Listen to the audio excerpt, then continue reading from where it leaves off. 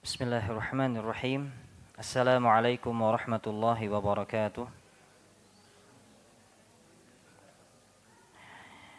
Innal hamdalillah nahmaduhu wa nasta'inuhu wa nastaghfiruh wa na'udzu billahi min shururi anfusina wa sayyiati a'malina. Man yahdihillahu fala mudilla lahu wa man yudlil fala hadiya lahu. Asyhadu an la ilaha illallah wahdahu la syarika lahu wa asyhadu أن محمدا عبده ورسوله لا نبي ولا رسول بعده قال الله تبارك وتعالى في كتابه الكريم يا أيها الذين آمنوا اتقوا الله حق تقاته ولا تموتن إلا وأنتم مسلمون الآية Ikhwati fid din a'azzakumullahu ajma'in. Alhamdulillah, segala puji bagi Allah Azza wa Jalla. Dialah zat satu-satunya yang memberikan nikmat kepada kita. Wa ma bikum min ni'matin faminallah. Maka dengan demikian Allah wajibkan kepada kita untuk bersyukur atas nikmat-nikmatnya. Fashkuru ni'matallahi alaikum. Salah satu bentuk bersyukur kepada Allah Azza wa Jalla adalah senantiasa menyandarkan nikmat kepada Allah, kemudian menggunakan nikmat ini untuk menjalankan ketaatan kepada Allah Tabaraka wa Ta'ala. Dengan seseorang dia menjalankan ketaatan kepada Allah, dia telah bersyukur terhadap nikmat Allah Subhanahu wa Ta'ala. Ketika seorang sudah bersyukur, Allah akan tambahkan nikmatnya. La in syakartum la azidannakum wa la in kafartum inna azabi lasyadid. Kemudian salawat serta salam semoga senantiasa tercurahkan kepada baginda alam Nabi Muhammad sallallahu alaihi wasallam. Tidak lupa juga untuk keluarganya, para sahabatnya dan orang-orang yang senantiasa mengikuti jejaknya sampai hari kiamat kelak. Ikhwani fid din a'azzakumullahu ajma'in. Mari kita lanjutkan kembali pembahasan kita di dalam membahas kitab yang insyaallah penuh dengan manfaat, adab dan akhlak penuntut ilmu, buah karya Syekhul Al-Ustadz Yazid bin Abdul Qadir Jawas rahimahullahu ta'ala rahmatan wasi'ah. Kita berada pada bagian penghujung dari kitab ini. Sebelum bagian akhir, ada bab terakhir dari adab penuntut ilmu adalah adab-adab penuntut ilmu terhadap waktu. Adapun yang terakhir dari bab kitab ini adalah tentang hal-hal yang atau kesalahan-kesalahan yang hendaknya dihindari bagi para penuntut ilmu. Ini akhlak-akhlak yang buruk yang hendaknya dihindari bagi para penuntut ilmu. Adapun pada kesempatan kali ini, insyaallah bifadlillah wa rahmatihi, kita akan bahas tentang masalah pentingnya menjaga waktu bagi seorang muslim, wabil khusus bagi para penuntut ilmu. Karena waktu yang Allah Tabaraka wa Ta'ala berikan kepada kita ini sungguh sangat terbatas. Waktu yang berikan kepada kita ini merupakan nikmat dari Allah Subhanahu wa Ta'ala untuk kita gunakan dengan dimanfaatkan sepenuhnya. Karena hidup di dunia ini sungguh sangat sebentar. Bahkan Allah kabarkan tentang orang yang telah mati, kemudian mereka dibangkitkan oleh Allah Subhanahu wa Ta'ala ketika ditanya hidup berapa lama ketika hidup di dunia, maka mereka hanya menjawab hanya sekedar setengah hari saja ataupun sampai petang saja. Allah firmankan ka'annahum yawma yarawnaha lam yalbathu illa 'ashiyatan aw duhaha. Maka kehidupan di dunia ini yang sangat singkat hendaknya dimanfaatkan dengan benar sebagaimana yang dinasihatkan oleh Allah Azza wa Jalla, oleh Nabi sallallahu alaihi wasallam, juga kaum salaf dari karangan para sahabat tabi'in dan tabi'ut tabi'in, agar kita memanfaatkan kehidupan kita ini, waktu kita ini untuk sebaik-baiknya. Ikhwani fid din a'azzakumullahu ajma'in. Di sini ada beberapa pembahasan yang amat sangat penting bagi para penuntut ilmu dalam memanfaatkan waktunya. Bahkan penulis Ustadzuna Yazid bin Abdul Qadir Jawas rahimahullah, beliau memiliki satu buku juga yang berkaitan dengan masalah waktu ini.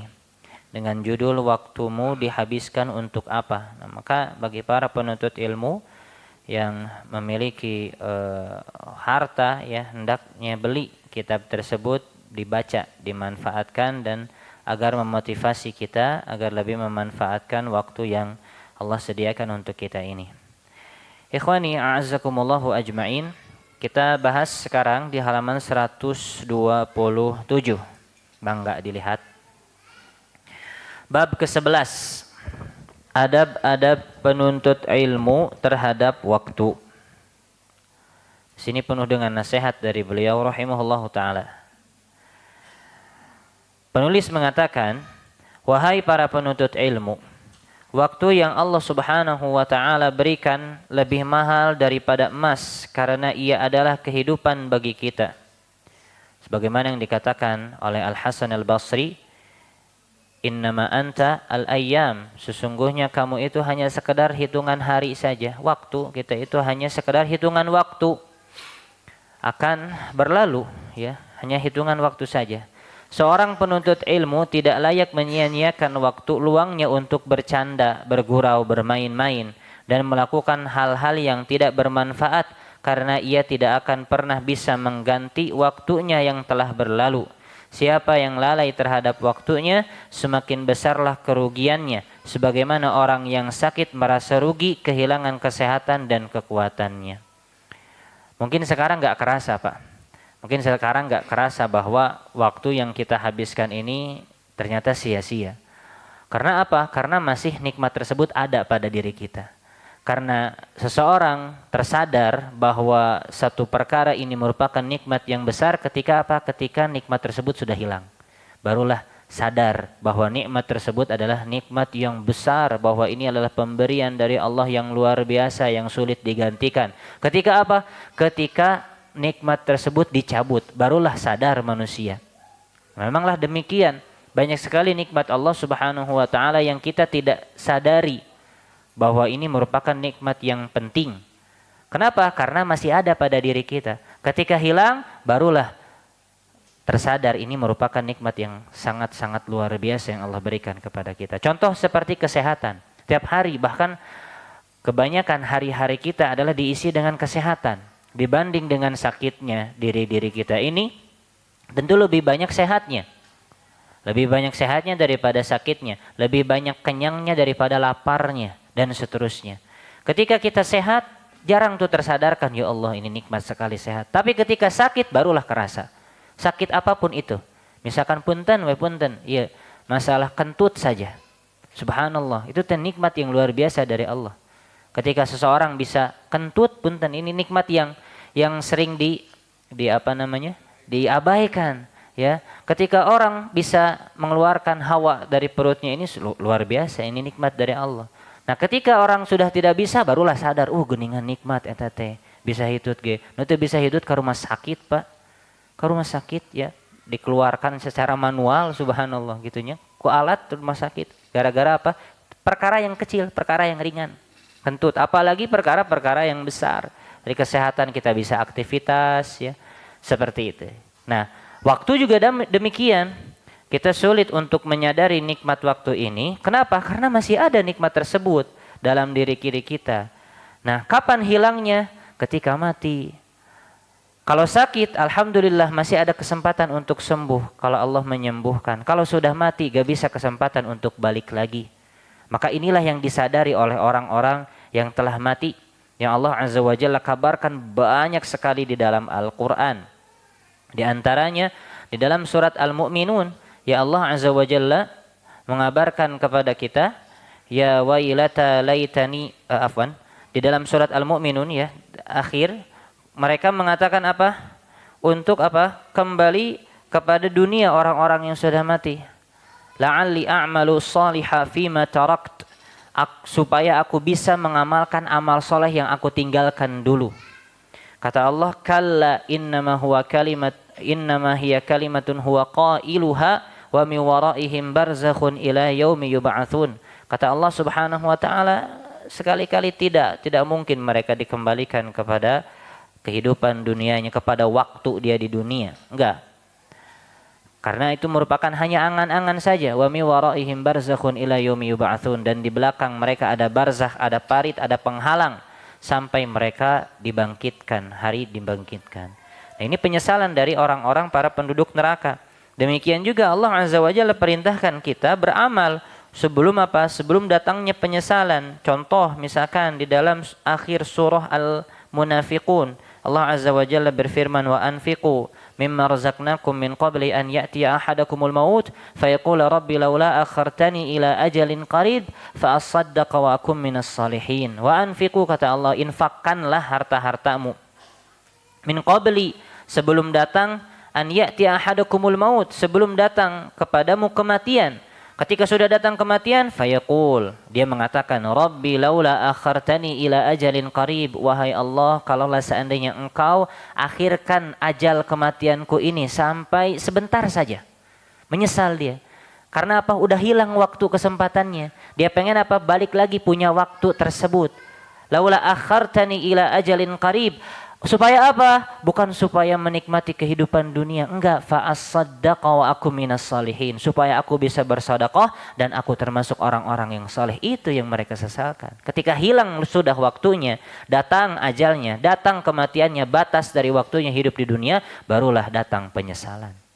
Nah, maka inilah sangat mahal sekali waktu. Nah, bagi orang-orang yang tersadarkan tentang mahalnya waktu ini, hendaknya jangan sampai kita buang dengan sia-sia. Di sini Syekh penulis mengatakan atau menasihatkan kepada kita jangan sampai kita menyia-nyiakan waktu dengan apa? Dengan bercanda, bergurau, bermain-main. Bukan maksud beliau adalah sama sekali mengharamkan bercanda, tidak.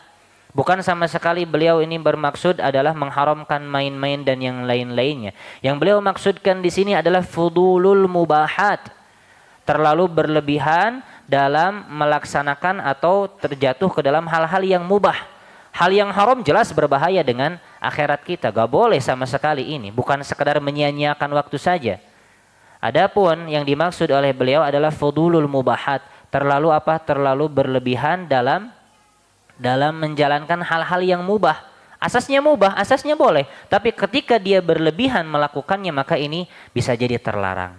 Ikhwani fiddin, a'azakumullahu ajmain. Sebelum kita lanjutkan apa yang dijelaskan oleh penulis, ada pembahasan bagus sekali dan sangat penting bagi penuntut ilmu untuk senantiasa ini nih, hati-hati dengan fudulul mubahat, berlebihan dalam menjalankan hal-hal yang mubah. Hal yang mubah boleh, pada asasnya namanya juga mubah, perkara yang halal. Main bola misalkan ya, main atau naon lah pokoknya hobinya gitu, bebalapan, ada yang bebalapan hobinya seperti, pokoknya yang lainnya gitu ya. Boleh-boleh saja pada asasnya di dalam syariat ketika memang tidak ada hal yang diharamkan di dalamnya. Ini mubah, perkara yang mubah. Tapi ketika dia berlebihan di dalam hal yang mubah, maka ini terlarang.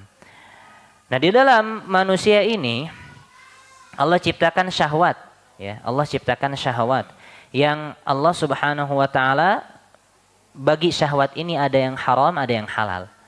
Dan Allah Subhanahu wa taala jadikan manusia di atas fitrahnya demikian. Zuyyina linnasi hubbus syahawat. Telah dihiasi bagi manusia ini cinta kepada syahwat. Nah, syahwat ini ada yang boleh, ada yang haram. Yang haram jelas tidak boleh sama sekali kita terjatuh di dalamnya. Ada yang diperbolehkan, di antaranya syahwat wanita yang diperbolehkan kita untuk menikahinya. Kemudian syahwat dalam masalah makan, minum, dan yang lain-lainnya. Termasuk juga menunaikan hobi. Hobi ini kan dari bahasa Arab ya. Hobi kecintaan. Kadang hobi ini gak masuk akal Pak. Kadang ya.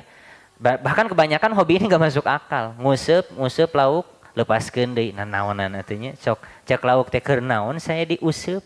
Tapi diuihkeun deui. Aya nu kitu kan nya Pak nya. Nguseup capek-capek. Hari geus meunang kencarkeun deui. Resep cenah. Subhanallah gitu. Main bola sok pada di mana masuk akalnya eta main bola. Bola hiji diperebutkeun ku 22 pemain. Lamun eta bola lebet kana gawang, sorak pemain teh gumbira. Naon cobanya? Lamun disebutkeun ka akal gitu nya, naon masuk akalna kitu nya. Naon masuk akalna memang da karena apa? Resepan ieu mah memang hobi. Apalagi misalkan balap ya, balap main motor misalkan motor balap. Nu kahiji nu menang gitu. Apa coba kenceng-kenceng biar apa gitu. Enggak ada sebenarnya ya. Nah, di sini kalau masuk ke akal memang enggak masuk akal gitu ya. Kalau olahraga jelas ya olahraga. Kalau masuk akal ya jelas tidak masuk akal, kebanyakan olahraga ini tidak masuk akal. Tapi yang namanya juga hobi. Hobi mah demikian. Boleh gak? Boleh pada asasnya kalau memang tadi adalah perkara yang mubah, kecuali ya yang diharamkan oleh Allah Azza wa Jalla, seperti contoh misalkan berburu tapi bukan dalam rangka membunuh hewan-hewan yang fasik, yang mengganggu. Contoh misalkan babi hutan kan mengganggu, ini mah boleh untuk dibunuh. Tapi kalau seandainya untuk senang-senang nembak burung, untuk senang-senang bukan berburu ya dalam rangka dimakan misalkan, maka ini tidak boleh ya oleh syariat. Seperti itu contohnya. Nah, kalau yang boleh-boleh ya silahkan. Tapi ketika dia berlebihan maka ini tidak diperbolehkan. Nah, salah satu hak dari jasad kita adalah menunaikan tadi syahwat yang memang diperbolehkan dalam syariat. Kata Nabi SAW, wa inna li jasadika alaika haqqa, bahwa jasadmu ini memiliki hak untuk istirahat betul, untuk makan, untuk minum, untuk tadi bercampur dengan istri dan yang lain-lainnya, ini memiliki hak. Bahkan para ulama ini menjelaskan, di antaranya penjelasan al-Imam Asy-Syatibi, beliau mengatakan wa idza akhadatin nafsu hadzaha mimma ta'allafahu wa tuhibbahu wa huwa ma'dzunun fihi syar'an fa inna dzalika yujibu safa'u dzihni wal qalbi. Ketika nafsu ini dia tunaikan dengan sesuatu yang dia cintai, nafsu syahwat yang dia cintai, yang memang diizinkan secara syar'i, fa inna dzalika yujibu safa'u dzihni wal qalbi, maka hal demikian akan melahirkan kecerdasan dari pikiran dan juga hati. Jadi ketika memang syahwat ini diperbolehkan oleh syariat dan ditunaikan, maka akan ngeplong gitu ya. Ketika dia ditunaikan, lapar apapun sok. Ketika kita lapar nuntut ilmu, pasti apa? Pasti dah teparuguh gitu nuntut ilmunya, lapar. Berarti harus ngapain dulu? Makan dulu. Ada juga perkara-perkara yang lain diperbolehkan. Misalkan ketika sudah ngantuk, maka ngapain Pak? Tidur dulu, ya.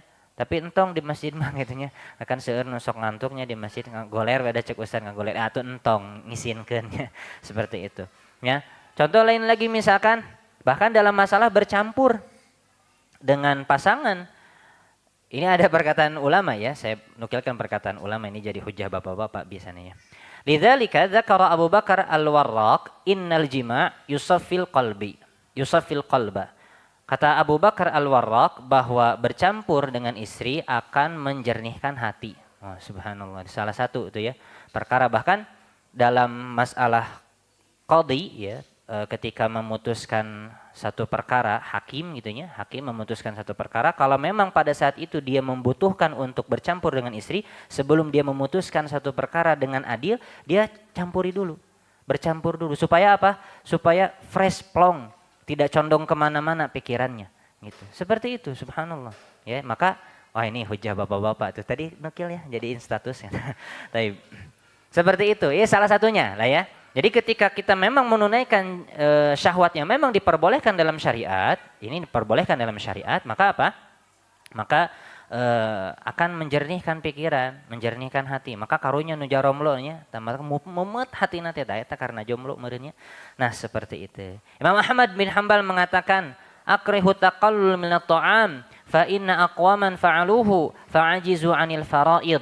Aku sangat benci sekali, aku sangat tidak senang kepada orang yang memang menyedikitkan makan. Jadi makan cuman, kan ada istilahnya makan sebelum lapar, berhenti sebelum kenyang. Ini tidak ghairu ma'qul. Kumaha makan sebelum lapar, berhenti sebelum kenyang. Jadi tak can lapar teh naon? Makan sahwab atau beres. Kumaha kan berhenti sebelum kenyang, ini gimana ya? Nah, maka kata Imam Ahmad bin Hanbal, aku sangat tidak senang ketika menyedikitkan makan.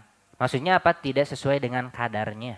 Tidak sesuai dengan kadarnya. Bukan berarti harus RW 0 genep nyapanya. Rewog gitu nya, bukan. Fa inna aqwaman fa'aluhu, karena sebagian orang ini melakukan yang demikian ini, menyedikitkan makan. Maka mereka tidak mampu untuk melaksanakan kewajiban. Gara-gara apa? Gara-gara menyedikitkan makan. Jadi sesuai dengan kadarnya. Kemudian kata Syekhul Islam Ibnu Taimiyah rahimahullah, fudulul mubah allati la tu'inu 'ala ta'ah adamuha khairun min wujudiha. Ketika seseorang berlebihan dalam hal yang mubah yang memang tidak membantu dia untuk menjalankan ketaatan, maka lebih baik untuk ditinggalkan. Contoh Pak seperti apa Pak? Ketaatan hal yang mubah yang tidak membantu dalam ketaatan itu seperti apa? Misal kalau olahraga mah ini bisa membantu ke dalam ketaatan supaya lebih sehat misalkan. Bisa membantu dalam ketaatan. Ini mah enggak membantu kepada ketaatan sama sekali. Ya mainlah, main. Nguseup ya salah satunya gitu. Kecuali kalau ngusupnya sambil zikir gitunya dan yang lain-lainnya. Nguseup lah. Ini hobi banyak sekali. Sekarang banyak sekali kesatria ya. Kalau lewat di jalan itu banyak pakai tas kesatria hungkul di belakang nanti ayah jujur gitu. Nah seperti itu. Nguseup misalkan, ini nggak membantu dalam ketaatan. Dia berlebihan dalam hal yang ini. Tidak membantu dalam ketaatan, maka apa lebih baik ditinggalkan kata Syekhul Islam. Wa idza kana ma'a 'adamiha yashtaghilu bi ta'atillah fa innaha takunu syaghiluhu an dzalik. Jika ditinggalkan akan membuat dia lebih taat kepada Allah, maka lebih baik yang demikian ini. Udah tinggalin hobi-hobi seperti itu tuh. Hal-hal yang mubah yang seperti itu tinggalkan. Kalau seandainya memang akan membuat seseorang lebih taat. Contoh sekarang yang sangat banyak sekali terjadi yang fitnah yang menimpa kami para penuntut ilmu, orang awamnya, sebagian orangnya ya ini HP-nya. Diusapan HP teh karunya itunya. Diusapan diulusan itu HP teh. Seperti itu. Ai kapungkur mah dipencetan nyari awak dah HP teh aya nama diusapan HP teh. Nah, seperti itu, Pak. Sekarang banyak sekali mubah. Kalau seandainya meninggalkan HP itu akan membuat seseorang dia lebih taat kepada Allah dan lebih menjalankan hal-hal yang lebih bermanfaat, maka tinggalkan HP. Seperti itu, ya. Nah, kalau ada lagi jenis yang lain, kalau seandainya dia disibukkan dengan hal yang mubah dan akan membuat dia meninggalkan hal-hal yang lebih rendah. Contoh misalkan perkara yang makruh. Dia sibuk dengan yang mubah dalam rangka meninggalkan yang makruh. Maka ini tidak masalah. Contoh seperti tadi misalkan main HP. Dia meninggalkan dalam hal yang makruh, apapun itulah ya yang hal yang makruh. Dia lebih memilih main HP, maka ini lebih baik gitu. Atau yang lebih baik lagi ketika dia misalkan sibuk dengan hal yang ini ramai pisan di pengker. Nah, hilap deui jadina. Kalau dia sibuk dengan perkara yang mubah dan perkara yang mubah tersebut menghindarkan dirinya dari maksiat kepada Allah, maka ini lebih baik. Seperti contoh Syekhul Utsaimin rahimahullahu taala ketika ditanya masalah bahasa ini istimna, bahasa kitanya onani. Orang yang tertimpa dengan kebiasaan ini, adatus sirriyah atau istimna ini atau onani ini, ketika dia bisa meninggalkannya dengan melakukan hal yang mubah, maka itu tidak masalah. Lebih baik seperti itu. Main bola misalkan. Rasa itu datang misalkan, main bola Atau rasa itu datang, lari misalkan. Rasa itu datang, nguseup misalkan. Pokoknya dilimpahkan kepada sesuatu yang mubah. Maka ini tidak masalah. Jadi yang mubah jadi lebih baik daripada maksiat kepada Allah Azza wa Jalla. Tapi kata Syekhul Islam, yang paling utama adalah yang pertama. Dia meninggalkan hal yang mubah untuk menjalankan ketaatan kepada Allah Subhanahu wa Ta'ala. Jadi dalam rangka perbuatan yang mubah ini ketika dilakukan secara berlebihan, ini tentu tidak boleh dalam syariat. Ya, tapi ketika dilakukan tadi dalam rangka ada kemaslahatan, maka tidak masalah. Menghindarkan dia dari hal-hal yang memang lebih rendah misalkan. Dia seperti contoh hobi yang rendah di hadapan manusia. Apa ya hobi yang rendah di hadapan manusia? Kalau misalkan ada ya, misalkan seorang hobinya ini misalnya catur ya. Sebagian pendapat ulama ada yang membolehkan, ada yang melarang itu catur ini teh. Ya. Catur dia hobinya teh misalkan. Bukan Kang Akbar, gak ada Kang Akbar ya. Catur misalkan dia hobinya, maka dia pindah hobi dengan hobi yang lain yang tidak ada celaan bagi para ulama, misalkan hobinya lari, maka ini lebih baik ya daripada dia catur, pindah kepada hobi yang lebih mubah lagi itu hukumnya. Ini lebih baik. Kemudian tadi kata Syekhul Islam, kalau seandainya hobinya tersebut atau perbuatan mubah tersebut dapat menghindarkan dia dari hal yang haram, dimaksiat kepada Allah, ini merupakan rahmat dari Allah dan hendaknya lakukan demikian. Tapi yang paling baik tentunya adalah tinggalkan banyak perkara yang mubah dalam rangka ketaatan, ini yang paling utama. Nah, seorang penuntut ilmu harusnya bisa seperti itu. Ketika dia tinggalkan perkara-perkara yang mubah dalam rangka taat kepada Allah Subhanahu wa taala. Misalkan ingat Pak punten, kita teh lagi scroll HP, ingat, saya teh karawas geningan sudah scroll HP 1 jam. Tinggalkan HP. Ingat, belum ngaji. Misalkan pada hari itu belum baca Al-Qur'an, buka mushafnya, tinggalkan HP-nya, buka mushafnya, baca Al-Qur'an. Jangan pakai mushaf di HP, jangan. Margi naon aya notifikasi. Ketika a'udzubillahi minasyaitonirrajim, pereleng notifikasi buka heula, da bisi penting teh ya. Ya, buka teh aya link nonton ini, nonton deui wae. Gitu nya, seperti itu. Ya hati-hati, makanya kalau bisa bukan kalau bisa, jangan pakai mushaf yang ada di HP, kecuali kalau tadi di HP-nya di silent, di jangan ganggukan tanya, diaktifkan jangan ganggunya, baca tuh Al-Qur'an misalkan, atau baca hadis misalkan. Baca buku yang manfaat seperti itu. Nah, ini lebih bagus. Atau misalkan ingat, belum zikir pagi dan petang misalkan, tinggalkan HP, zikir pagi dan petang. Seperti itu. Nah, ini tentunya seorang penuntut ilmu hendaknya tinggalkan perkara-perkara yang mubah kalau seandainya tadi mengganggu dalam ketaatan kepada Allah Subhanahu wa taala. Seperti itu. Nah, kemudian diingatkan kembali di sini tentang permasalahan nikmat dari Allah Subhanahu wa taala yang banyak dilalaikan. Di antaranya adalah masalah waktu ini, banyak yang dilalaikan. Sebagaimana sabda Nabi sallallahu alaihi wasallam di dalam hadis yang sahih riwayat Al-Bukhari dan yang lainnya, kata beliau, ni'matani maghbunun fihi ma katsirun minan nas, as-sihhatu wal faragh. 2 nikmat yang manusia banyak tertipu dengannya, nikmat sehat dan juga nikmat waktu luang. Kemudian penulis mengatakan, halaman setelahnya, seorang muslim yang terkumpul 2 nikmat ini pada dirinya, dia sehat, kemudian dia punya waktu luang, maka seharusnya menunaikan hak keduanya, yaitu bersyukur kepada Allah Subhanahu wa taala dengan memanfaatkan keduanya untuk melakukan ketaatan dan meraih keridhaannya. Sehat dan waktunya dia gunakan untuk ibadah kepada Allah. Jika ia menyia-nyiakan, maka ia adalah orang yang tertipu alias merugi besar dan bangkrut, sebab kesehatan akan digantikan dengan sakit.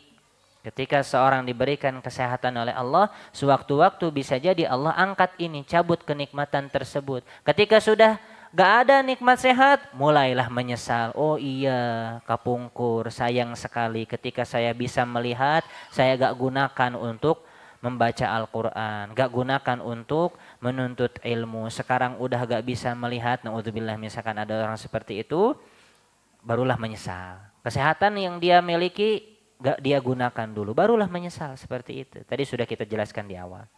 Sebab kesehatan akan digantikan dengan sakit dan waktu luang akan digantikan dengan kesibukan. Dia sibuk dengan berbagai macam perkara. Sebagaimana seorang pedagang yang memiliki modal, ia harus meraih keuntungan dengan modalnya itu. Begitu juga seorang muslim memiliki modal, yaitu kesehatan dan waktu luang. Maka ia tidak boleh menyia-nyiakannya pada selain ketaatan kepada Allah Subhanahu wa taala yang merupakan perdagangan paling menguntungkan. Jadi 2 modal utama Pak dalam menjalankan ketaatan. Kesehatan dan juga waktu yang luang. Waktu luang di sini bukan berarti nunggu santai, tidak. Kita harus menyempatkan waktu dalam rangka beribadah kepada Allah. Makanya buat jadwal dalam beribadah itu.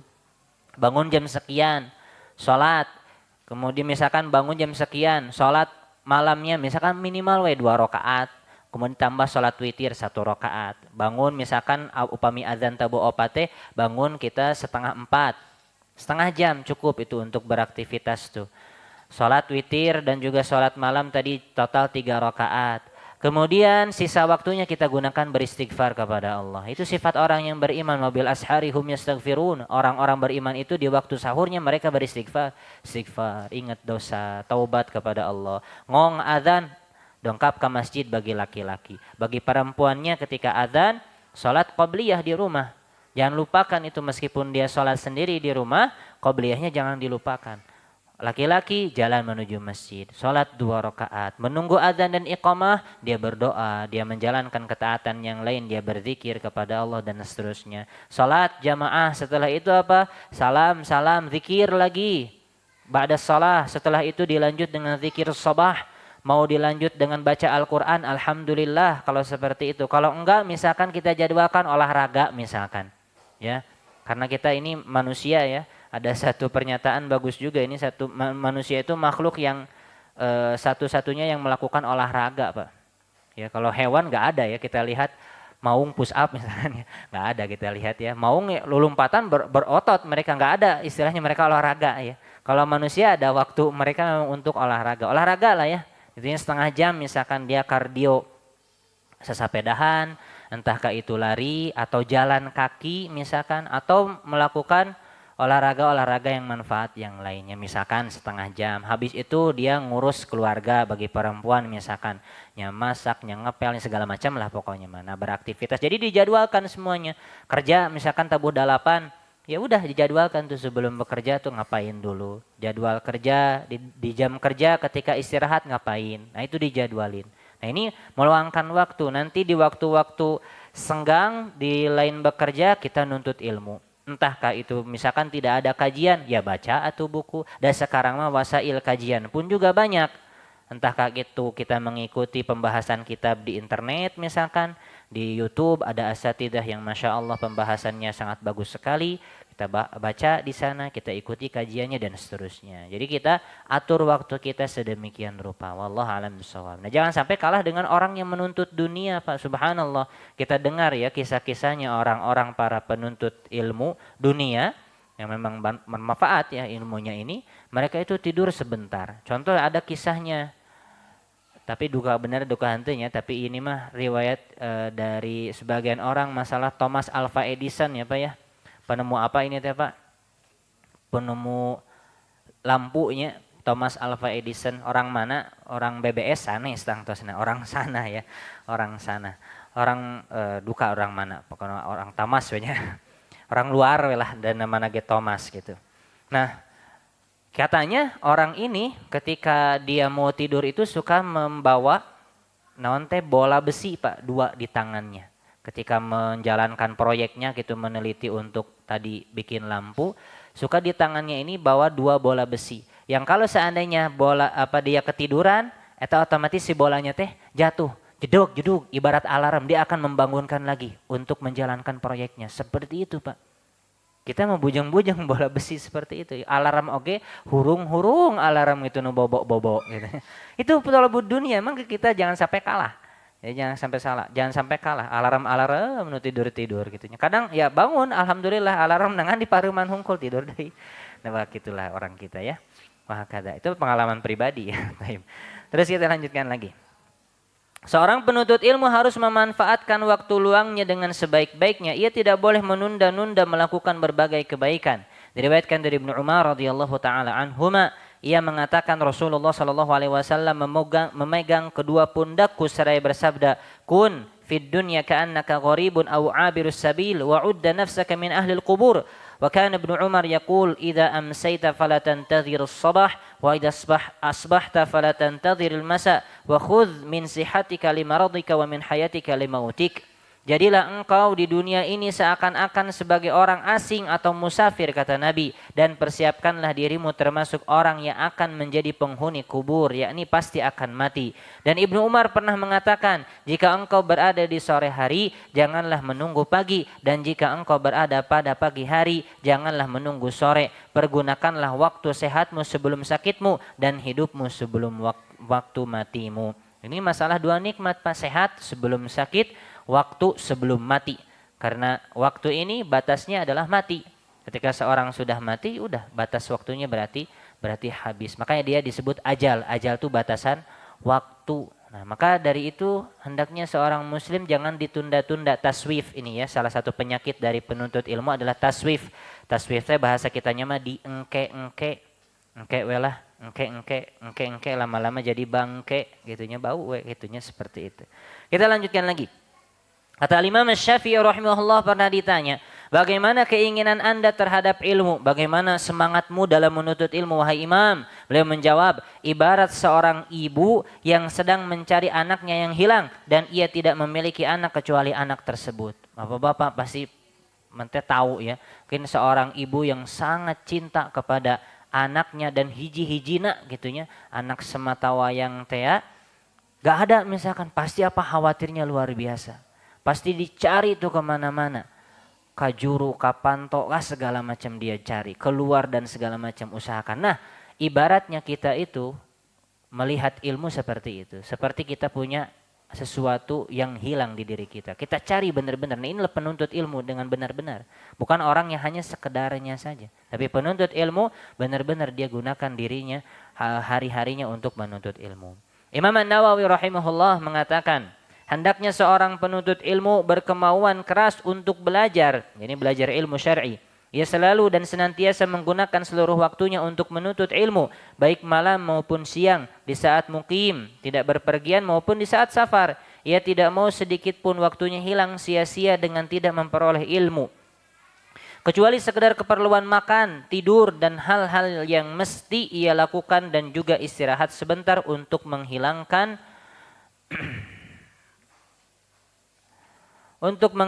kebosanan dan hal-hal penting lainnya, dan tidak termasuk orang berakal seorang penuntut ilmu yang sudah ditempatkan sederajat dengan pewaris para nabi, kemudian ia menyia-nyiakan waktu tidak digunakan untuk menuntut ilmu. Nah, ini hendaknya penuntut ilmu seperti itu, Pak. Jadi dia istirahat sebentar dari menuntut ilmu dalam rangka apa? Menjalankan yang memang butuh untuk dirinya, makan, minum, istirahat, ataupun untuk menghilangkan tadi kebosanan, rihlah dulu, jalan-jalan dulu misalkan. Di jalan-jalan itu gak usah ke Pangandaran, gak usah ke Ciwidey, Pak. Gitunya dengan refreshing sebentar, misalkan jalan, ya melihat alhamdulillah di lingkungan kita mah banyak pemandangan gitunya, ada sawahnya, nya ningalikeun keong atau di sawah apa kumaha we gitunya. Untuk hiburan mah tambah kesel, tambah bosen, pulang lagi nanti untuk nuntut ilmu lagi, untuk menjalankan ketaatan lagi. Seperti itu. Dan bahkan dikisahkan Imam An-Nawawi rahimahullah ini benar-benar mengamalkan apa yang beliau wasiatkan. Beliau itu dikisahkan bahwa hanya makan 1 kali 1 hari dan minum 1 kali 1 hari. Saking dalam rangka menjaganya untuk menuntut ilmu. Bahkan beliau ini dari kecil memang disibukkan dengan ilmu. Jadi beliau ini oleh gurunya terlihat bakatnya dari kecil, Pak. Ketika dia sering membantu beliau ini sering membantu orang tuanya di tempat dagangnya, tapi ini cerdas anaknya. Maka ada seorang ulama mengatakan ini anak cerdas sekali. Manfaatkan untuk apa? Untuk menjadi penuntut ilmu. Maka apa? Akhirnya Imam An-Nawawi rahimahullah dibiayai oleh orang tuanya fokus menuntut ilmu. Itu 12 jam dalam 1 hari beliau gunakan untuk menuntut ilmu. Belajar, terus belajar. Sampai beliau ini kalau diajak main gak mau karena pengennya belajar. Kecanduan yang namanya belajar. 12 jam per hari terus seperti itu. Makanya beliau itu kata sebagian ulama usianya kan pendek sekitar 40 tahunan dan beliau belum menikah. Ya sekitar 40 tahunan tapi hasil karyanya luar biasa sekali, banyak sekali yang manfaat sama kaum muslimin.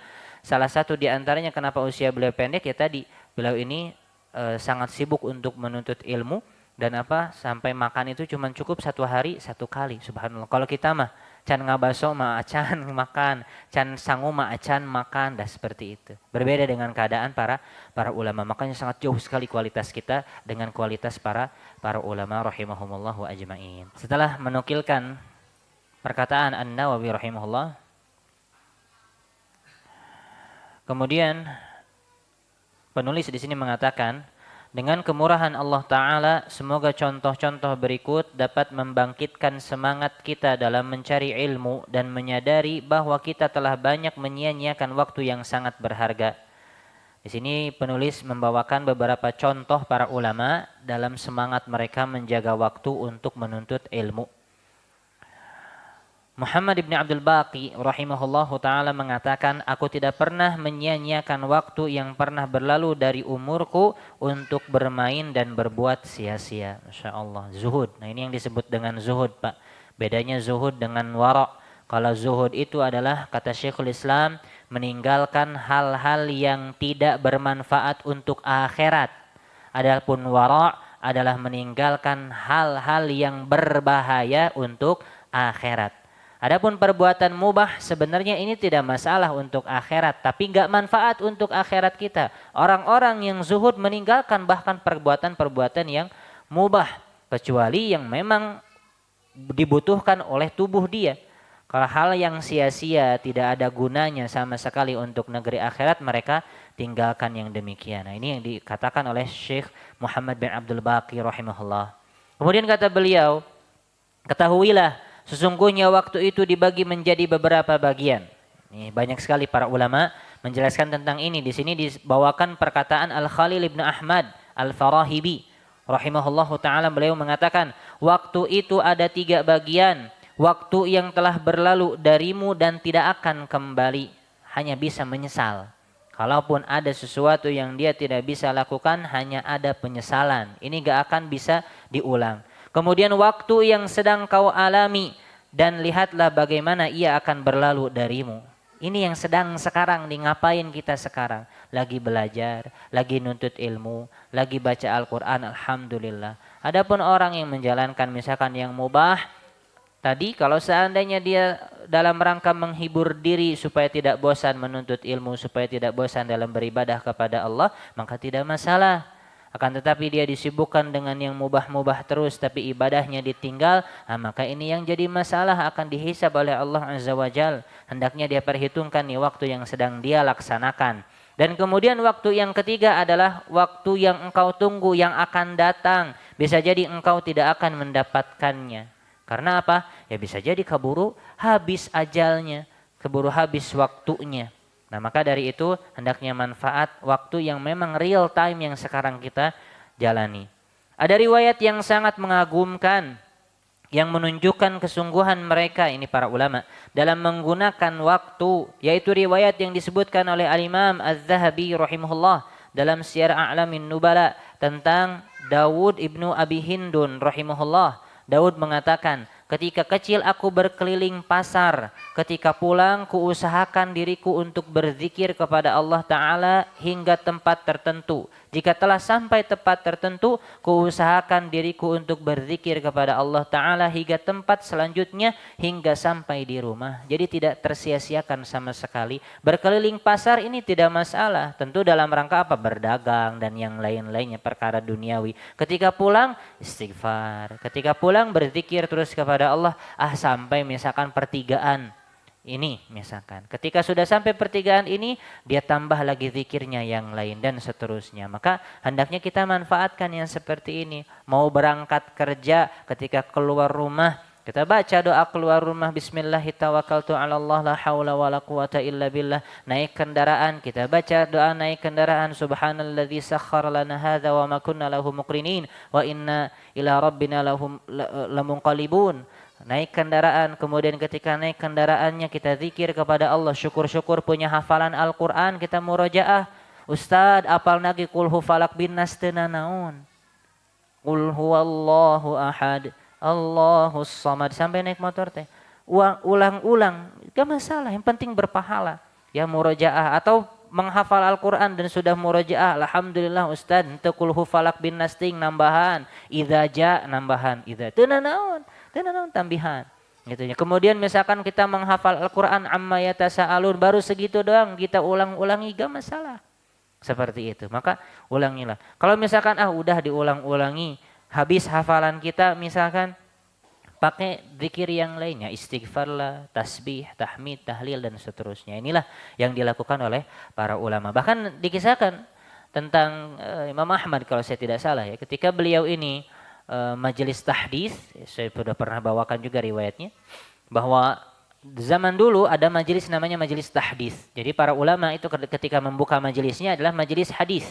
Nah, majelis hadis ini dihadiri oleh ribuan orang, Pak. Ribuan orang, dan zaman dulu belum ada yang namanya speaker, ya, speaker. Belum ada yang namanya speaker.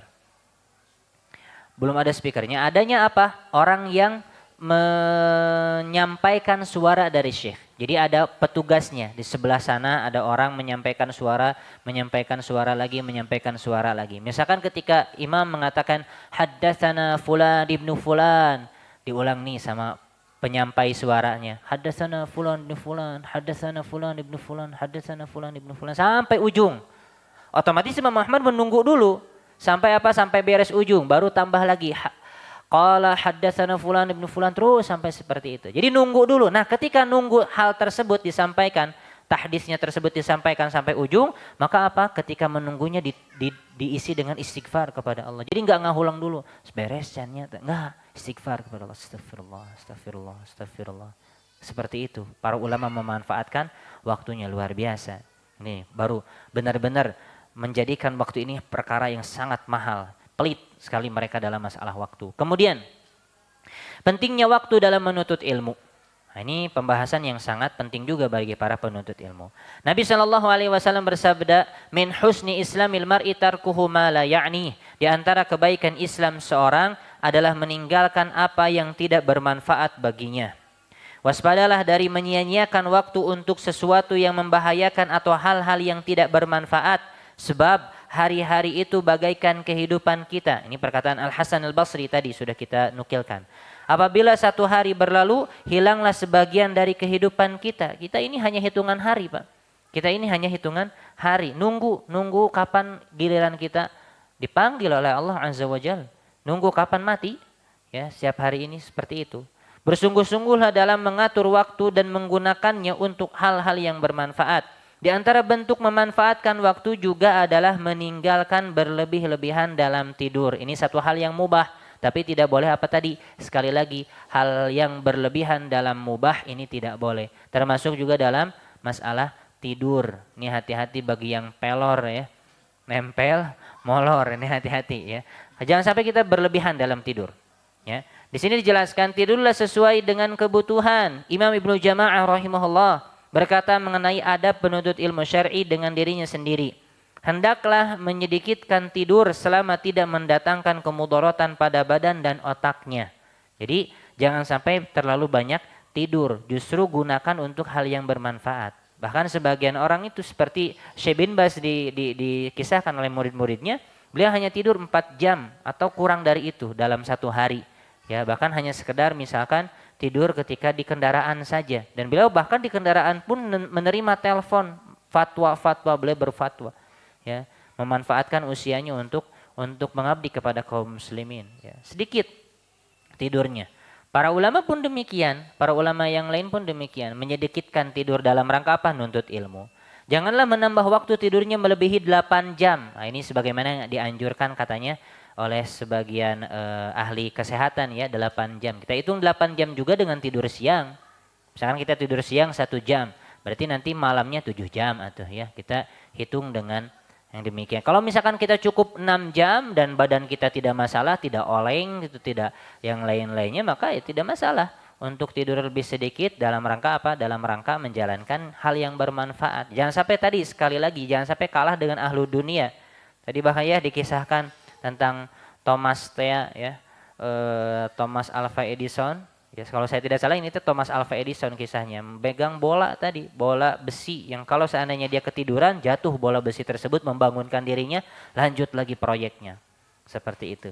Kemudian yaitu sepertiga waktunya dari 24 jam. Jika keadaannya memungkinkan untuk tidur kurang dari waktu tersebut, maka lakukanlah. Jadi maksimal 8 jam ini sepertiga waktu. Jangan sampai apa? Lebih dari itu, justru 12 jam misalkan tidur dalam satu hari. Berarti setengahnya tidur kita. Iya beruang kutub sugan mah hibernasi gitunya. Lama-lama ting tidur teh. Gitunya. Jangan sampai kita tidur terus. Seperti itu. Di antaranya juga adalah meninggalkan berlebih-lebihan dalam makan. Ini tadi tidur masalah yang mubah. Sekarang dalam makan, minum atau jima. Tadi sudah kita katakan ya, kalau seandainya memang hal tersebut dibutuhkan oleh tubuh kita, maka tidak masalah untuk kita tunaikan, bahkan harus ada hak di sana. Masalah makan, syahwat ya, syahwat perut, syahwat yang di bawah perut dan seterusnya. Nah, ini merupakan hal yang boleh untuk ditunaikan secara syar'i, boleh ditunaikan tapi jangan berlebihan. Begitu pula meninggalkan perhatian dalam mencari makan yang berlebihan. Karena hal itu menghabiskan waktu. Nah, ini juga sering ini bingung mau makan apa. Kayak seperti itu sekarang mah ya. Bingung mau makan apa. Ini bosan itu bosan, cari dulu 2 jam. Nyari akhirnya teka pendak eta we deui makan mie deui misalkan seperti itu. Gara-gara apa cari makanan sini sana sini. Ya kalau sekali-kali oke lah wisata kuliner teh ya zaman sekarang mah ada wisata kuliner. Pengen berkunjung misalkan ke tempat makan ini ya sekali-kali mah gak masalah. Tapi jangan sampai kita gunakan hari-hari kita untuk tadi nyari-nyari makan, habis waktu kita buat makan seperti itu. Karena itu menghabiskan waktu baik dalam memperolehnya maupun mempersiapkan berbagai sebabnya. Masak lama-lama teuing, tiap hari misalkan masak rendang ya kalau punya restoran nasi padang mah gak masalah gitu ya. Ini tiap hari dia masak apa wae kitu nu lama masakna gitu nya. Seperti itu. Di antara bentuk memanfaatkan waktu yang lainnya adalah menjauhi banyak gurau dan tawa. Nah, tadi jangan banyak tidur, jangan terlalu banyak makan, minum, kemudian bercampur dengan istri, kemudian jangan sampai terlalu banyak seserian juga heureuy wae, seserian terus. Hendaklah mengadakan perkumpulan untuk menghafal Al-Quran, giat menghadiri kajian ilmiah dan majelis-majelis ilmu, giat mendengarkan kaset dan CD kajian Islam, dan mencatat poin-poin penting darinya. Ini zaman CD kapungkur keneh, memang penulis menulisnya dari zaman dulu ya. Kalau sekarang mungkin YouTube-nya seperti itu. Menghafalkan hadis-hadis Rasulullah SAW dan yang lainnya. Wajiban kalian wahai para penuntut ilmu adalah memelihara waktumu. Jangan kau habiskan kecuali untuk hal bermanfaat karena ia adalah modalmu. Bersungguh-sungguhlah menjaganya sebagaimana kesungguhanmu dalam menuntut ilmu. Wallahu a'lam bissawab, wallahul muwaffiq. Al-Imam Ibnu Qayyim rahimahullah mengatakan bahwa ada 4 hal yang dapat membuat hati menjadi keras. Ini hati-hati jangan terlalu banyak nih.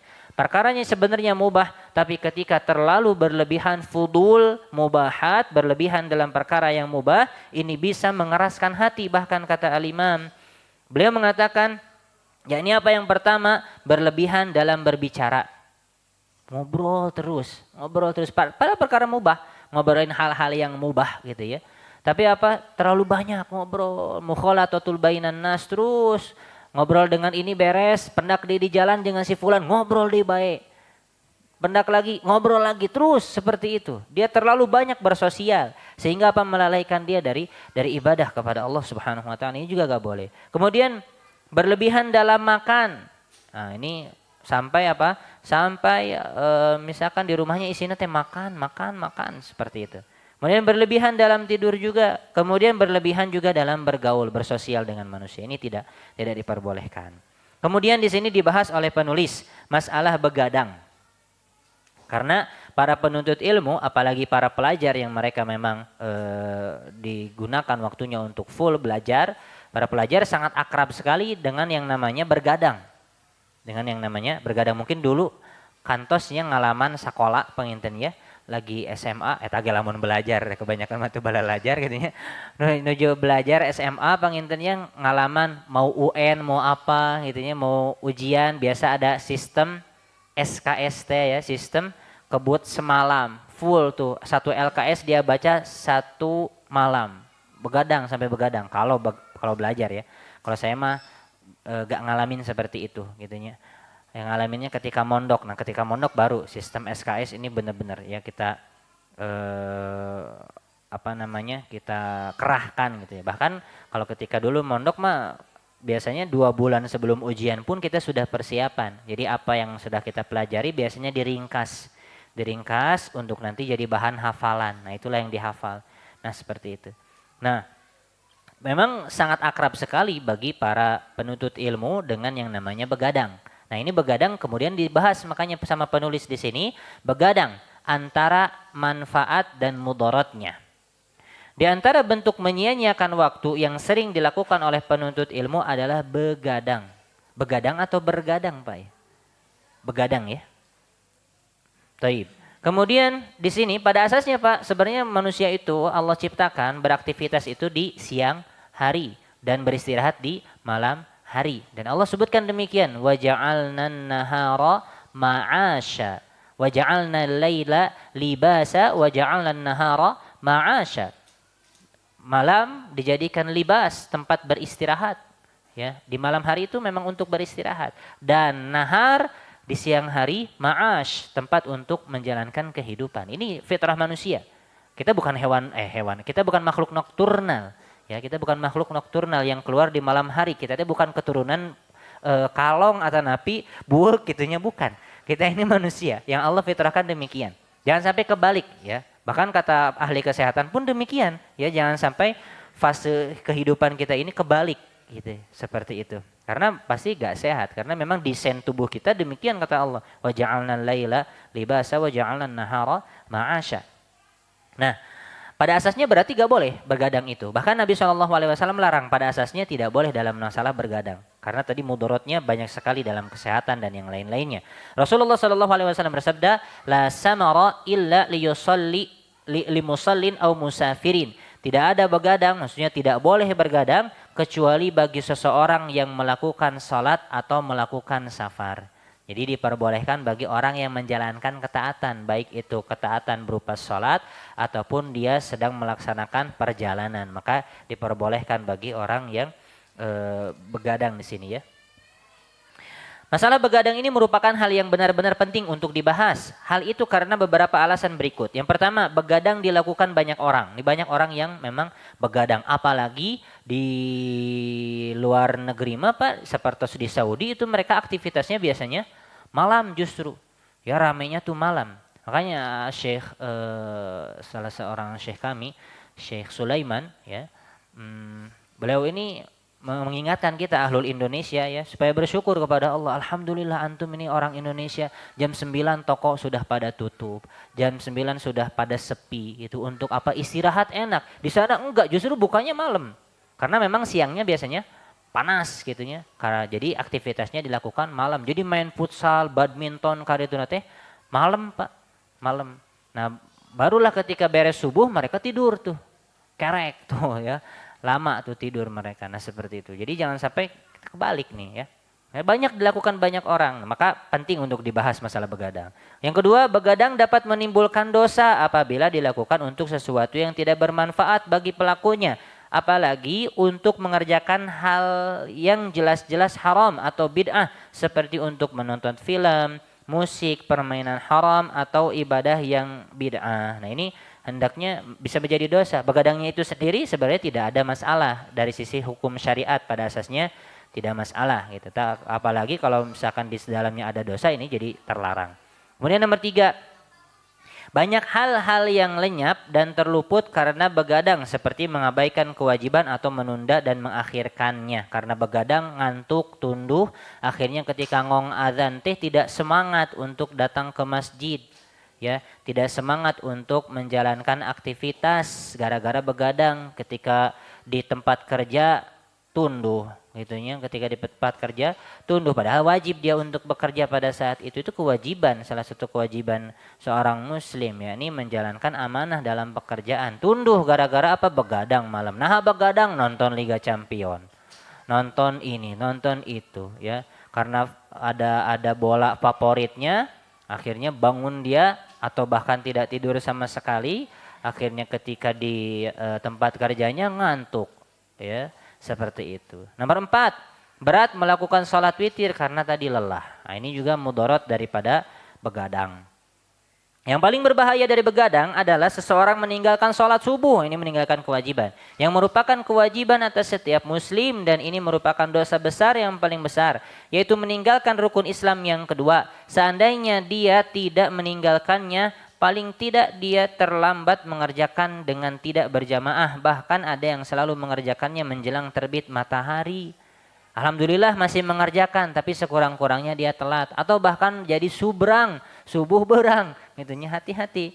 Padahal waktu ini adalah waktu yang dilarang untuk mengerjakan sholat padanya. Ini sholat yang mubah. Wallahu musta'an. Syekhul Islam Ibnu Taimiyah rahimahullah mengatakan, begadang yang sesuai dengan syariat berupa sholat, berzikir, membaca, menulis, dan amalan lainnya. Di antara berbagai amalan, ada yang pada dasarnya lebih utama dari amalan yang lainnya. Kemudian menjadi sesuatu yang tidak lebih utama bahkan dilarangnya. Jadi begadang ini, kata Syekhul Islam, ini boleh asal tadi sesuai syariat. Seperti sholat, atau nuntut ilmu, atau yang lainnya, belajar gitu untuk menuntut ilmu. Biasanya enaknya memang belajar itu malam, Pak. Karena apa? Waktu sedang tenang orang ya, apalagi yang sudah berumah tangga mungkin krocok-kroconya ini pada tidur gitu ya. Anak-anaknya ini sedang pada tidur. Kalau siang kita belajar pasti diganggu tuh. Imma diganggu parasea itunya. Indung nagogorowo kan bukan lagi curhat, ini mah real terjadi itunya. Rame gitu di rumah teh gitunya ke rumah anakna opat aya tanu kitu nih anak teh opat gandeng di rumah nate gitu susah untuk belajarnya. Nah seperti itu maka apa siang tuh aduh susah sekali untuk belajar, maka apa nunggu malam, biasanya nunggu malam. Ketika sudah malam alhamdulillah kalau dikasih kemampuan untuk belajar alhamdulillah, tapi kebanyakan mah sudah capek jadi ngantosan murang kalih tidur teh bapak nasami ngiringan tidur oge gitu. Akhirnya terluput juga belajar. Nah ini memang salah satu ujian ya bagi para penuntut ilmu itu ya. Nah jadi ketika malam hari mah enak nih untuk belajar. Nah maka ini yang seperti ini diperbolehkan. Baca kitab lah, itu sekemampuan kita aja. Entahkah itu dengan ngopi, misalkan dalam seminggu 1 atau 2 malam kita gunakan untuk begadang. Ngopi, siapkan kopi 2 galon misalkan ya, beser-beser tah ya gitu. Belajar itu supaya apa? Supaya maksimal kita dalam belajar. Waktu subuh sebelum subuh kita misalkan tidur cukupkan 3 jam misalnya sebelum sholat witir. Tidur dulu. Tidur kemudian nanti bangun sholat witir, sholat subuh, habis itu seperti biasa zikir, habis itu misalkan istirahat lagi kalau waktunya cukup, istirahat lagi. Nah seperti itu.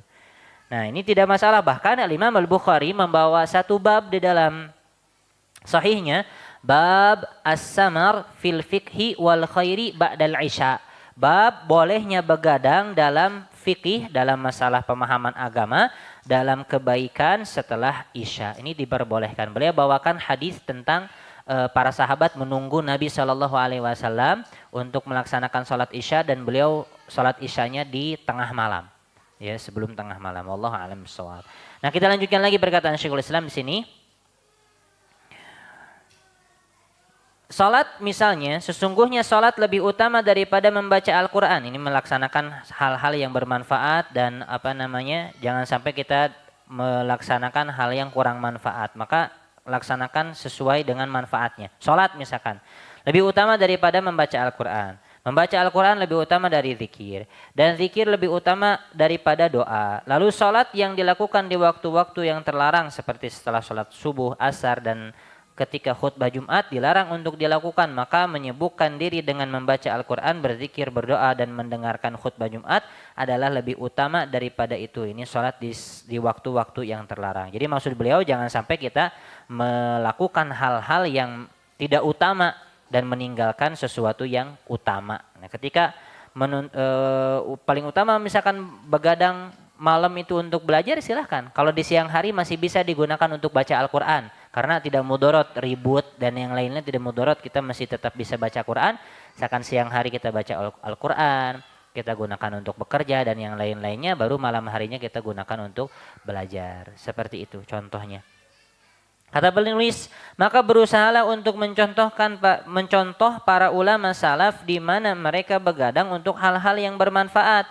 Contoh di sini ada beberapa kisah para ulama nih dalam memanfaatkan waktu malam. Fudail bin Ghazwan rahimahullah mengatakan, aku pernah duduk-duduk bersama Ibnu Syubrumah, Al-Harith bin Yazid Al-Alaki, dan Al-Mughirah dan Al-Qa'qa' bin Yazid pada suatu malam guna berdiskusi tentang fikih, lalu kami sama sekali tidak berdiri hingga mendengar kumandang azan subuh. Full membicarakan tentang permasalahan agama. Ya, jadi bukan ngobrolin Persib, bukan apa, tidak berbicara tentang permasalahan agama full. Kadang kita mah begadang teh Pak ngobrolinna teh jelas. Dimulai presiden dugi ka sireum-beureum oge ka obrolkeun. Ya, ngobrol iya aya pembahasan melenceng wes sedikit. Jadi beda tuh pembahasanna teh. Tiba-tiba bab baru di dalam pembahasan ngobrol itu. Pindah lagi ke bab baru, judul baru, subbab baru. Gak ada kesimpulan dalam mengobrolnya. Kadang seperti itu. Ini ulama mah ngobrolin masalah yang manfaat dalam agama, Masya Allah. Nah seperti itulah para ulama. Sampai waktu subuh. Ya, sampai waktu subuh. Sulaiman At-Taimi rahimahullah, beliau berkata, sungguh mata itu jika engkau membiasakannya untuk tidur, maka ia terbiasa tertidur. Dan jika engkau membiasakannya untuk begadang, maka ia akan terbiasa dengan begadang. Semoga kita dimudahkan untuk melakukan hal-hal yang bermanfaat. Apabila kita memang harus begadang, maka tidak boleh melalaikan kewajiban dan amal-amal yang lebih utama. Dan kita pun harus berusaha tidur di awal waktu agar tepat bangun malam, melaksanakan sholat tahajud dan witir, dan melaksanakan kewajiban sholat subuh berjamaah. Dan kita pun harus berusaha untuk membiasakannya. Ini nasihat dari penulis. Kita lanjutkan lagi sampai akhir ya Pak, masih kuat ya? Sebentar lagi lah ya insyaallah. Kemudian di sini beliau membawakan beberapa kisah teladan dari para ulama dalam menjaga waktu. Kata penulis, teladan para ulama dalam menjaga waktu. Inilah sesungguhnya para pendahulu kita, ini salafus saleh, adalah orang yang paling bersemangat dalam memanfaatkan waktunya. Mereka tidak menyia-nyiakan pada apa yang tidak membawa manfaat. Mereka tidak mencurahkannya pada apa yang tidak mendatangkan keuntungan di belakangnya. Sebaliknya, mereka menghabiskan waktunya untuk berjuang di jalan Allah Ta'ala. Mereka pun menyibukkan dirinya dengan menuntut ilmu, melakukan amalan sunnah, bertasbih, beristighfar, mengajar, dan amal-amal ketaatan lainnya. Jadi full dalam hari-harinya ini menjalankan ketaatan kepada Allah. Jangan sampai kita sangka, ini mah khusus ustadz, juga gitu mah. Enggak, ini bagi kita semua kaum muslimin. Kerja betul di pasar lah, di tempat kerja lah. Jalankan, itu amanah ibadah juga kan kepada Allah Azza wa Jalla. Kalau kita niatkan untuk ibadah, sedekah yang kita suapan yang kita berikan kepada istri, ini sedekah kata Nabi Shallallahu Alaihi Wasallam. Jadi jangan sampai kita tidak niatkan untuk ibadah di sini. Syekh Abdul Razak bin Muhsin Al-Badr pernah mengingatkan, ada satu ceramahnya, beliau ini banyak sekali kaum muslimin yang kehilangan satu ibadah yang utama dalam mereka bekerja. Apa? Niat. Niat dalam apa? Dalam menjalankan kesehariannya bekerja. Ataupun bagi para pengajar, bagi para asatidzah mengajar di pesantren. Karena sudah biasa mengajar di pesantren jadi lupa niat Pak. Untuk apa? Mengajarkan kebaikan, ihtisab, minta pahala kepada Allah Subhanahu wa Ta'ala. Demikian juga dalam menjalankan pekerjaannya, entahkah itu di pabrik, di tempat kerjanya, di pasarnya. Lupa untuk apa? Niat di sana untuk memberikan sedekah kepada istri dan keluarganya. Untuk mengambil harta ini untuk apa? Untuk menjalankan ketaatan kepada Allah. Nabung untuk misalkan haji, nabung untuk umroh misalkan, untuk disedekahkan kepada fakir dan miskin, kepada kaum muslimin yang membutuhkannya dan seterusnya. Ini lupa niat tersebut. Ini hati-hati. Makanya selalu tuh ya kita ingatkan diri kita ini ketika berangkat kerja ini, untuk apa nih saya kerja nih? Apakah untuk menumpuk dunia atau untuk menjalankan ketaatan kepada Allah? Untuk menjalankan ketaatan kepada Allah. Sehingga apa? Dengan harta yang kita dapatkan, kita menjaga diri dari minta-minta. Sehingga dengan harta yang kita dapatkan, kita bisa infakkan kepada keluarga kita. Kita bisa infakkan kepada keluarga kita, kepada kaum muslimin yang membutuhkan, fisabilillah dan seterusnya. Nah, ini kita niatkan untuk beribadah kepada Allah. Jadi bukan hanya pada ustadz saja, ya, bukan hanya pada ustadz saja, ini kaum muslimin secara umum. Seperti itu. Di dalam perjalanan hidup para ulama kita yang mulia, terdapat sesuatu yang mendorong kita agar menjaga waktu dan meninggalkan semua yang sia-sia dan tidak ada manfaatnya. Di sini dinukilkan beberapa kisah para ulama. Al-Hafidz Al-Kabir Abdul Qasim Ibnu Asakir, atau lebih ma'ruf dengan Ibnu Asakir. Beliau ini seorang penulis ya dari Damaskus. Beliau punya kitab sangat banyak sekali. Di antara yang terkenal adalah Tarikh Dimashq, tentang sejarah Damaskus. Kemudian Kashful Mughatti fi Fadlil Muwatta, Faslul Mughatta fi Fadlil Muwatta, dan seterusnya. Kitab dari Ibnu Asakir banyak sekali. Beliau mengatakan, beliau tidak pernah menyia-nyiakan sekejap pun dari waktunya kecuali untuk melakukan ketaatan kepada Allah Ta'ala. Anak beliau Bahauddin Ibnu Asakir berkata, ayahku rahimahullah adalah orang yang rajin menghadiri salat berjamaah dan membaca Al-Quran. Beliau menghatamkannya setiap Jumat dan menghatamkannya pada bulan Ramadan setiap hari. Beliau melakukan i'tikaf di menara timur Masjid Jami Damaskus. Beliau banyak melakukan salat sunnah dan berzikir, selalu mengintrospeksi muhasabah dirinya atas setiap waktunya yang telah berlalu. Abul Muwahhib Ibnu Sasri mengatakan, beliau belum pernah sibuk semenjak 40 tahun, yakni semenjak gurunya mengizinkannya untuk meriwayatkan hadis, kecuali dengan mengumpulkan dan mendengarkan hadis, sehingga pada saat beliau mengasingkan diri. Jadi beliau ini sebelum dulu disibukkan mengajar, beliau rata-rata usianya dihabiskan untuk nuntut ilmu, karena memanglah seperti itu ya fase para ulama. Jadi ketika para ulama ini dari dulu memang mereka sibukkan dulu untuk menuntut ilmu. Pondasinya terus dikuatkan dari adabnya, dari akhlaknya, dari ilmu akidahnya, dari fikihnya dan seterusnya. Ketika sudah kuat biasanya diberikanlah ijazah. Kalau zaman sekarang ijazah tertulisnya. Kalau zaman dulu ijazah itu terkadang secara lisan ya dari gurunya. Kamu sudah boleh ngajar misalkan. Barulah mereka ngajar. Ya, ketika sudah direkomendasikan oleh gurunya, diberikan ijazah oleh gurunya. Barulah sibuk mengajar.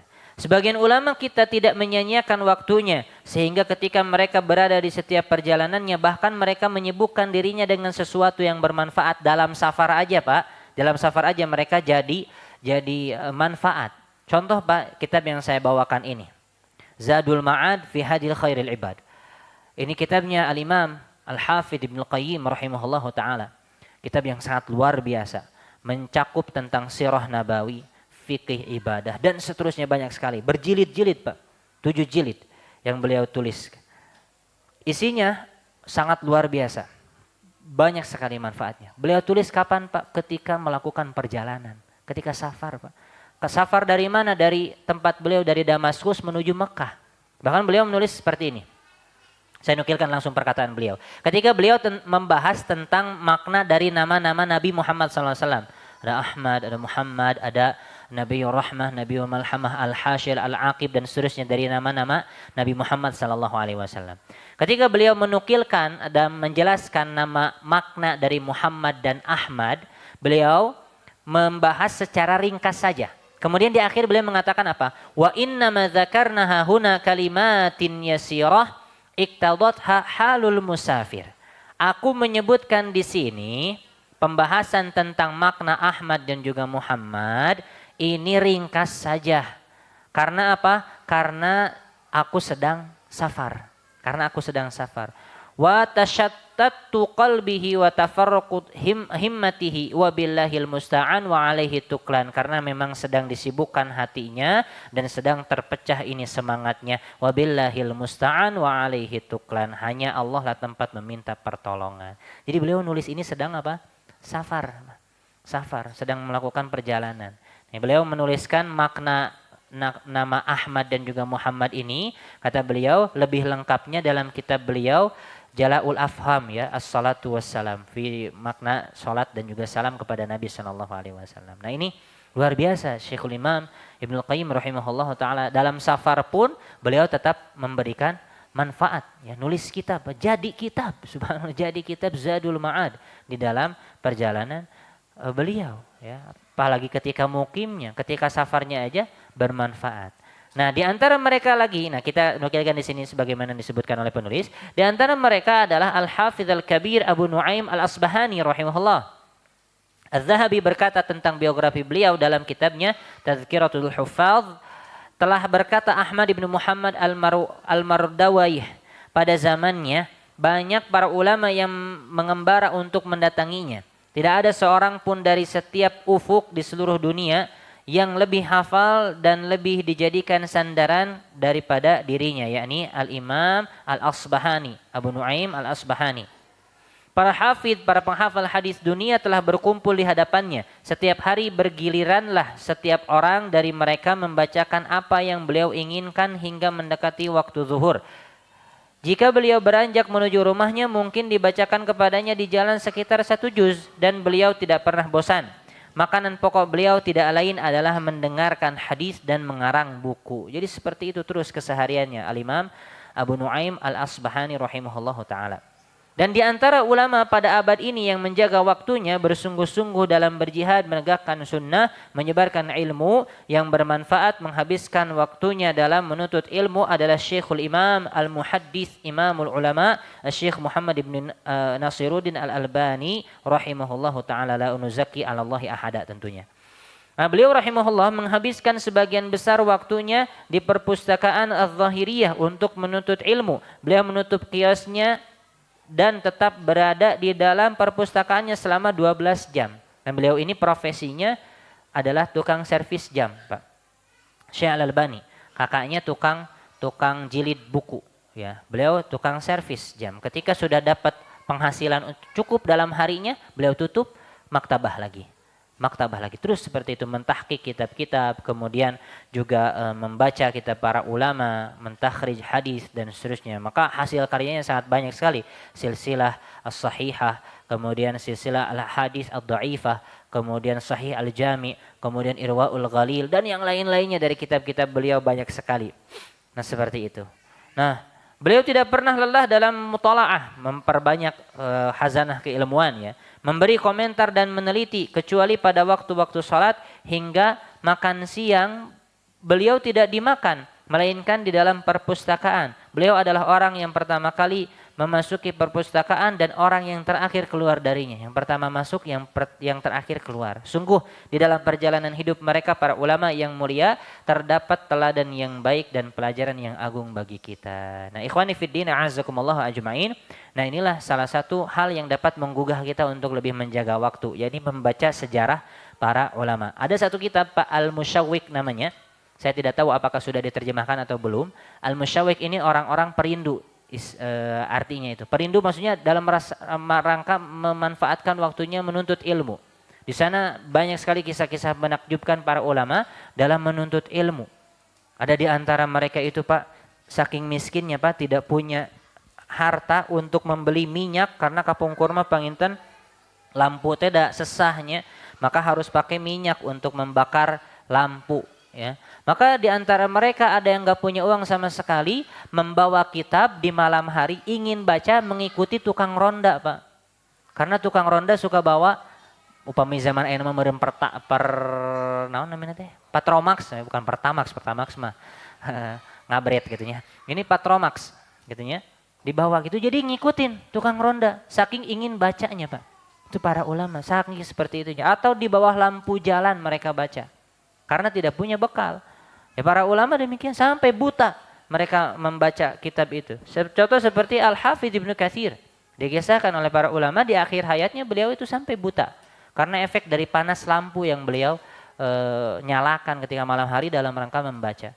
Imam Bukhari demikian juga, ketika tidur tidak pernah tidur nate sampai nyenyak pisan. Beliau bangun, murojaah, matikan lampu, tidur lagi. Bangun lagi seperti itu, murojaah, melihat kita para ulama, matiin lampu, tidur lagi. Seperti itu terus dalam kesehariannya. Maka tidak heran ya, nama beliau senantiasa, ini nama para ulama senantiasa harum sampai akhir zaman. Yang membawa, meriwayatkan Islam kepada kita. Karena memang perjuangannya demikian. Nah, maka hendaknya kita, para penuntut ilmu, melihat kepada sirah mereka, perjalanan hidup mereka, untuk tadi menggugah rasa kita, memanfaatkan waktu lebih manfaat lagi. Semoga apa yang kita pelajari dapat memberikan manfaat kepada kita semua, dan lebih khusus memberikan semangat baru untuk kita senantiasa semangat dalam menuntut ilmu, memanfaatkan waktu dalam beribadah kepada Allah Subhanahu wa taala. Saya kira cukup pembahasan kita pada kesempatan kali ini. Barangkali ada yang mau ditanyakan sebelum diakhiri.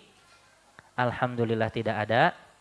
Kalau begitu kita akhiri dengan doa kafaratul majlis. Subhanakallahumma bihamdik asyhadu an la ilaha illa anta astaghfiruka wa atubu ilaik. Assalamualaikum warahmatullahi wabarakatuh.